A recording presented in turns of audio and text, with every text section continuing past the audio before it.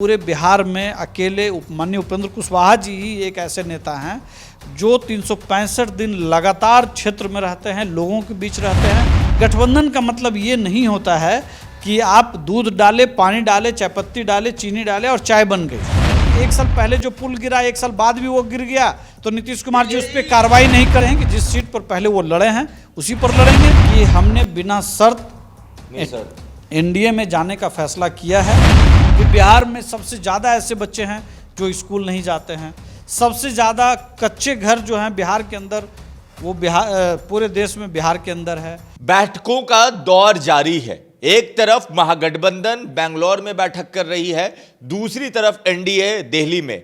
अब वो लाइन है, वो गाना हमें याद आ रहा है, चिट्ठी आई है, चिट्ठी आई है, वो वाली कहानी, क्योंकि दौर वही चल रहा है। एनडीए के तरफ से भी बुलावा आया लोगों को, महागठबंधन वालों ने भी अपने अपने लोगों को बुलाया। आज शाम के वक्त जब ये वीडियो देख रहे होंगे तो बैठक बस शुरू होने वाली है और इसमें बिहार से भी बहुत सारे नेता को बुलाया हुआ आया गया। हमारे साथ जो राइट हैंड साइड में है आरएलजेडी के प्रवक्ता राहुल कुमार जी।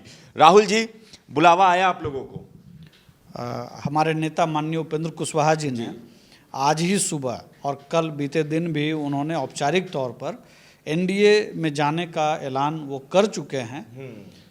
औपचारिक निमंत्रण भी है, लेकिन निमंत्रण की ज़रूरत तब होती है जब आपको कोई औपचारिक तौर पर प्रचार करना हो। ठीक है। हमारे लिए मसला है कि हमने बिना शर्त एनडीए में जाने का फैसला किया है, और वो इसलिए कि नीतीश कुमार जी ने पिछले दिनों बिहार को लेकर के जो फैसले किए हैं, वो जो फैसला है बिहार के लोगों को असहज कर रहा है, उनको डरा रहा है। राहुल जी, सवाल ये होता है ना कि आप लोगों ने निशर्त कर दिया, ठीक है, समर्थन दे दिया, तो ये वाला जो पहला आई लव यू है आप लोगों की तरफ से, मतलब जैसे भाजपा ने चिराग को भेजा चिट्ठी के साथ, बोला कि आइए शामिल होइए, आप लोगों के लिए वैसे कोई चिट्ठी आई है क्या? नहीं, निश्चित तौर पर निमंत्रण पत्र आया है। आप लोगों ने पहले फ़ोन आया, उसके बाद निमंत्रण पत्र आया। उसके लिए आपको अलग से बताने की ज़रूरत नहीं होती है कि देखिए ये चिट्ठी में ये लिखा हुआ है। अच्छा। सवाल सीधा है कि निमंत्रण हमें आया या नहीं। औपचारिक निमंत्रण हमें आया और हमने औपचारिक तौर पर आपने जिस पत्र की बात की उसी की बात मैं कर रहा हूँ।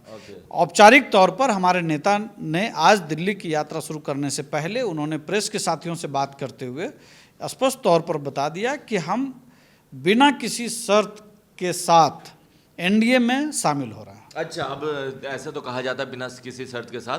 अब क्या है कि अब सब ने अपना अपना गठबंधन चुन लिया है, राजनीति एकदम चरम पे पहुंच चुकी है।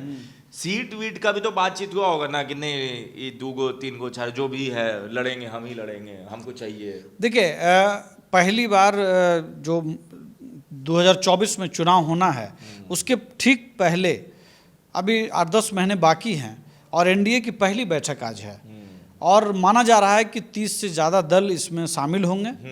अभी बैठेंगे, बहुत सारी चीज़ों पर बातचीत होगी, सहमति बनेगी, जिन साथियों को लेकर आगे बढ़ना है उन सब के बीच मुलाकात होगी। अभी मुलाकातों का दौर होगा, मुलाकातों का दौर है।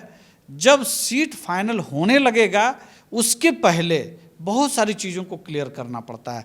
गठबंधन का मतलब ये नहीं होता है कि आप दूध डाले, पानी डाले, चायपत्ती डाले, चीनी डाले और चाय बन गई। किसी भी बेहतरीन चाय को बनने के लिए उसमें कितनी मात्रा में किस चीज़ का डलना है ये बहुत इम्पॉर्टेंट होता है। अभी जो सबसे पहला सवाल एनडीए की तरफ से है कि हम हर संभव ये प्रयास करें कि हर जाति, हर वर्ग, हर क्षेत्र, हर समाज और हर आयु वर्ग के जो हित हैं उसको ध्यान में रख करके जितने अधिक से अधिक साथियों को जुटाया जा सकता है उसकी आज पहली कोशिश है, पहला प्रयास है। आने वाले दिनों में आप लोगों का जो निशर्त समर्थन है, निस्वार्थ वाला समर्थन, वो ये है कि सीट भी नहीं मिलेगा तो चलेगा क्या? देखिए, राजनीति में ऐसा नहीं होता है। अच्छा। बिना शर्त का मतलब ये होता है कि हम एक धारा के साथ सहमत हैं। अब इस धारा के साथ हम जब चलेंगे तो हम जिस समाज को रिप्रेजेंट करते हैं, जिस वर्ग को रिप्रेजेंट करते हैं, उनके हित तो रहेंगे ही। ऐसा नहीं होता है कि आप एक भी सीट आप नहीं लड़ेंगे, सिर्फ एक पार्टी लड़ेगी और बाकी सभी लोग, ऐसा नहीं होता है।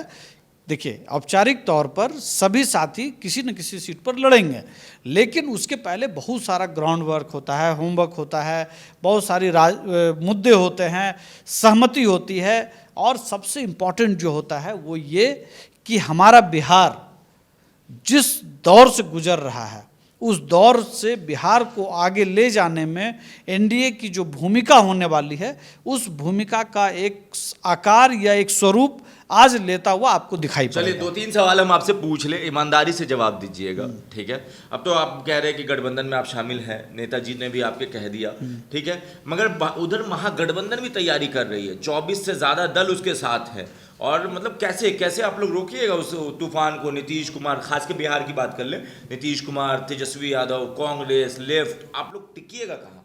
देखिए, महागठबंधन को मैं भी उस बैठक को बहुत नज़दीक से देख रहा हूँ। 2-3 बातों पर उस पर पहले गौर करना चाहिए। एक चर्चा यह है कि माननीय नीतीश कुमार जी उसके संयोजक होंगे। आपको मालूम है कि कल ही वहाँ पे बेंगलुरु से जो कार्यक्रम स्थल है वहाँ तक बहुत एक शानदार बैनर लगा है कि द मोस्ट अनएक्सपेक्टेड, एक तरह से कहिए कि गैर भरोसेमंद, वहाँ जो बैठक कर रहे हैं उनको भी ये भरोसा नहीं होगा उन पर कि आज ये हमारे साथ बैठे हैं तो कल ये कहाँ दिखेंगे। दूसरी बात मैंने नहीं कहा कि कांग्रेस वालों ने लगाया, जिन लोगों ने भी लगाया है नीतीश कुमार जी के बारे में एक आईना उन्होंने दिखाने की कोशिश की है। दूसरी बात कि बिहार का एक मॉडल की बात वो करते हैं, तो एक मॉडल है कि 1 साल पहले जो पुल गिरा 1 साल बाद भी वो गिर गया तो नीतीश कुमार जी उस पर कार्रवाई नहीं करते हैं, वो एक मॉडल भी है। तीसरा एक मॉडल है, सुन लीजिए, पहले सुन लीजिए। तीसरा एक मॉडल है, आज ही अखबारों में एक खबर छपी है, बहुत अच्छी खबर है कि बिहार में बहुत तेजी से गरीबी घट रही है, लेकिन जब मैंने उस आंकड़े को मैंने और पढ़ा डिटेल से तो 2-3 आंकड़े मुझे उसमें और दिख गए कि बिहार में सबसे ज़्यादा ऐसे बच्चे हैं जो स्कूल नहीं जाते हैं, सबसे ज़्यादा कच्चे घर जो हैं बिहार के अंदर वो पूरे देश में बिहार के अंदर है, जो गैस सिलेंडर बिहार की सबसे कम आय वाला बिहार है, पूरे देश में सबसे कम प्रति व्यक्ति आय बिहार का है। कारण इसी वजह से गरीबी की स्थिति इतनी खराब है यहाँ पे कि इतना तेज ग्रोथ करने के बाद भी बिहार की बहुत बड़ी आबादी आज भी स्वच्छ ईंधन का इस्तेमाल नहीं कर पा रहा है। ये तमाम आंकड़े हैं जो नीतीश जी का मॉडल है और वो मॉडल के साथ नीतीश कुमार जी वहाँ बैठे हैं।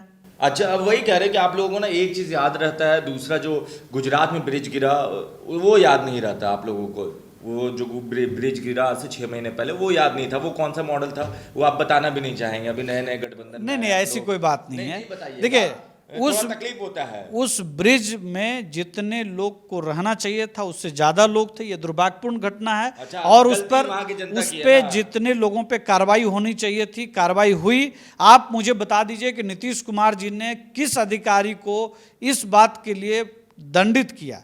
मैं आपको बताता हूं, यहाँ से पिछले 10 साल 12 साल 15 साल से प्रत्यय अमृत उस विभाग के प्रमुख हैं, और जब ये पुल गिरा बजाय उन पे कार्रवाई करने के उनको एक और विभाग का अतिरिक्त प्रभार दिया गया। ऐसा मॉडल पूरे देश में कहीं नहीं दिखाई पड़ता है। इस मॉडल की बात कर रहे हैं, अब आप लोग की तैयारी क्या है? कोई तो जैसे आपके नेताजी कहाँ से लड़ने की कोई तैयारी कर रहे हैं, आप लोग फील्ड मजबूत कर रहे हैं, क्या प्लान है अब आगे का? देखिए, हमारे नेता माननीय उपेंद्र कुशवाहा जी का शाहबाद के क्षेत्र से लड़ना है। अच्छा। वहाँ उनका पुराना रिश्ता रहा है, पहले भी वहाँ वो सांसद रहे हैं, और हम समझते हैं कि वहाँ की जनता के साथ पिछले दिनों जब वो चुनाव हारे उसके बावजूद पूरे बिहार में अकेले माननीय उपेंद्र कुशवाहा जी ही एक ऐसे नेता हैं जो 365 दिन लगातार क्षेत्र में रहते हैं, लोगों के बीच रहते हैं, और किसी भी सवाल पे सड़क से लेकर के सदन तक में जो आंदोलन करने वाला व्यक्ति है वो माननीय उपेंद्र कुशवाहा हैं। हम समझते हैं कि जिस सीट पर पहले वो लड़े हैं उसी पर लड़ेंगे, हो सकता है किसी और सीट पर लड़ें तो निश्चित तौर पर वहां भी उनका शानदार परफॉर्मेंस होगा। तो इस बार आप, पिछले बार एनडीए जो थी उसमें आप शामिल नहीं थे, ठीक है, 39 सीट लेकर आई थी, इस बार कितना लगता है? 40 में 40। अच्छा, इस बार शामिल हो गए तो एक ऐड हो जाएगा? नहीं, देखिए, ऐड हो नहीं जाएगा। नीतीश कुमार जी ने जो काम 2005 से 15 के बीच उन्होंने किया है वो काम को उन्होंने भुला दिया, और अब उन्होंने कुछ ऐसे फैसले किए हैं जो बिहार की जनता को दर्द दे रहा है। उनका था क्राइम, करप्शन और कम्युनलिज्म। आप देखिए तीनों मसले पर वो पिछले दिनों बहुत बुरी तरह से फेल हुए हैं और 17 से लगातार अब उनके पूरे परिदृश्य में सिर्फ एक चीज दिखाई पड़ता है कि ये 3C जो है, जो क्राइम, करप्शन और कम्युनलिज्म था, अब वो 3 चेयर में बदल गया है। सिर्फ अपने पास कुर्सी रहनी चाहिए, मुख्यमंत्री रहते हुए वो कन्वेनर बनना चाहते हैं, मुख्यमंत्री रहते हुए वो प्रधानमंत्री बनना चाहते हैं, लेकिन बिहार गर्त में जा रहा है इसकी चिंता उनको नहीं है और इन सब का खामियाजा उस गठबंधन को पूरे देश में उठाना पड़ेगा। चलिए, तो एक आखिरी सवाल अब कर लेते हैं कि आपके नेताजी निकलने से पहले कुछ आप लोगों को गुरु मंत्र दे के गए कि पीएम मोदी से मिलने से पहले चलो ये गुरु मंत्र है, ये रखना, आगे काम आएगा, आगे और बात करते हैं। गुरु मंत्र उनका एक ही है कि बिहार को 94 से 2005 के बीच जो संघर्ष देखना पड़ा, झेलना पड़ा, इस वादे के साथ मैं दिल्ली जा रहा हूं कि बिहार को वापस उस दौर में नहीं भेजने देना है।